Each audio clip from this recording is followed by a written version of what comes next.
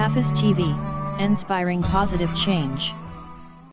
In the state of Palestine was to highlight the massacre, the injustice that the people of Palestine are going through under the Israeli occupation, where Israel continues to provoke, where Israel continues to annex, to steal Palestinian territory, where Israel continues, to arrest Palestinian men, women, and children, where Israel continues to kill young Palestinians, older Palestinians, and the rest of it. And clearly, all of us would have to be in solidarity. Just as we came together when the Boers in South Africa kept our brothers and sisters in South Africa under subjugation. It is important that the world is seen as united against any form of discrimination, against any act of injustice, because injustice anywhere in the world is an injustice against all of us. And it's important that we fight against apartheid, as we are seeing currently in Palestine. Okay, so we want to know that you made mention that the Israel are actually taking your territories. They're taking Palestinian territories. Yes. Territories. Okay, so we want to know, has there been any discussions with both authorities? Well, as you would be aware, or as you should be aware, there have been several discussions. The Oslo Peace Accord, and I would encourage you to read up about the Oslo Peace Accord. The Oslo Peace Accord was to accord Palestinians recognition as a state where they would have their own borders. Currently, you can't even enter Palestine, because Israel is controlling the entry points, parts of the entry points. When I attempted to enter Palestine 2 years ago, the Israelis prevented me. Now tell me, which free state in the world would you have where one country decides to arrogate onto themselves, the powers to control who enters into that country, if it is not for apartheid, and even within the state of Palestine, you are seeing incidences of restrictions. People from Gaza can't go to the West Bank, they can't go to East Jerusalem. People from the West Bank can't go to Gaza, they can't go to East Jerusalem, and the rest of it. These are acts of apartheid. These are colonial tendencies that all of us would have to strongly condemn and fight against. And the best way to fight against this is to adopt the strategy that the world adopted when the Boers in South Africa tried to keep majority of South Africans under colonial occupation. What the world did was to boycott. So we are calling for a global boycott of Israel. No one has an issue with ordinary Israelis, but we all have issues with the Israeli government. And the only way that the Israeli government can be brought to account for its acts of injustice is to ensure that the boycotts, the sanctions come into force. If their economy is brought to its knees, Israeli citizens would resist. Israeli citizens would rise up against their own government, and the government would desist from perpetuating these acts of violence and murder and atrocities against Palestinians. Okay, so someone who asks that, what is the relationship between Palestine and then the Israel? Well, as you can see, obviously, it's a hostile relationship.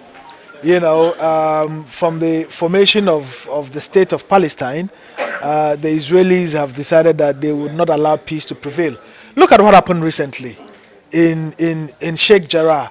Sheikh Jarrah is a neighborhood in Palestine where Palestinians live, and Israel or the Israelis are trying to annex or take Sheikh Jarrah and add it to the territories that they have already stolen. If you are in your home and somebody came and said, look, get out from your home, we won't allow you to live there, obviously there would be resistance. Take what happened recently, at the Al-Aqsa Mosque. The Al-Aqsa Mosque is the third holiest site for Muslims all over the world. In Ramadan, the holiest month of Ramadan, in the holiest site, for one of the holiest sites for Muslims, in the holiest night, the night of power, if the Israelis send soldiers, if it is not an act of provocation, I don't know what it is. You are sitting in your home and somebody sends soldiers and soldiers are at your door, they wouldn't allow you to come out, they wouldn't allow others to go in to worship. Imagine how you would react if this were your home. So we are not doing anything different from what Ghana did when Zimbabweans were under colonial occupation, when Namibians were under colonial occupation. You would remember how Ghana financed even the independence of many countries in Africa. It is in this same spirit that some of us are saying that an injustice anywhere else is an injustice against all of us. Because if we allow these things to fester, if we allow it to grow and it spills over, whether you are a Christian, Muslim, Jew, Gentile, it would affect you. If it spills over in the Middle East, it would affect prices of oil. So somebody will be sitting in Kumasi or Accra or Takoradi or Tamale. The war doesn't concern her. But because we all didn't demonstrate and expressed our anger, oil prices have gone up, and this is affecting our pockets in Ghana. So we have to be minded and know that the sooner we dealt with this, the better for all of us. Do you think that such situation has any problem that has to do with both Christian and Muslim? It has nothing to do with religion, as far as I'm concerned. It's a issue of human rights. Blood runs through the veins of Muslims, Christians, Jews, and Gentiles. If I see a Christian being tortured, I would feel pain. If I see a Jew being tortured, I would feel pain. So that is the spirit. It's not about religion, but it's about human rights. You've seen the annexation, the theft of Palestinian land. If Nigerians were to do it to us in Ghana, we wouldn't take it. And I'm sure Togolese would have supported us. I'm sure Liberians would have supported us. I'm sure Sierra Leoneans would have supported us.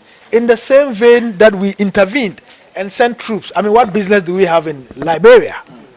But when Liberia was burning, we sent our young men and women in uniform to go to Liberia and help bring peace in Liberia. Why? Because if we didn't do that and it spilled over, it would affect us. Now look at what is happening in Nigeria. You've seen people trooping into Ghana from Nigeria, breaking jails. So whether we like it or not, it affects us. The world has become so global, so small that if something is happening somewhere far away and you say it doesn't concern you, before you realize it will consume you. So it clearly is something that affects all of us. Thank you very much. Finally, what would the Palestinian government do or is doing to curb this situation? The Palestinian government is obviously calling on international support, is calling on solidarity, is calling on citizens of the world to add their voices to help boycott, Israel, because that's the only way we can put a stop to this. You will remember under apartheid, the world boycotted South Africa, and the South Africans felt it. Their economy came to its knees, and they ended apartheid, and that should be the spirit. Thank you very much.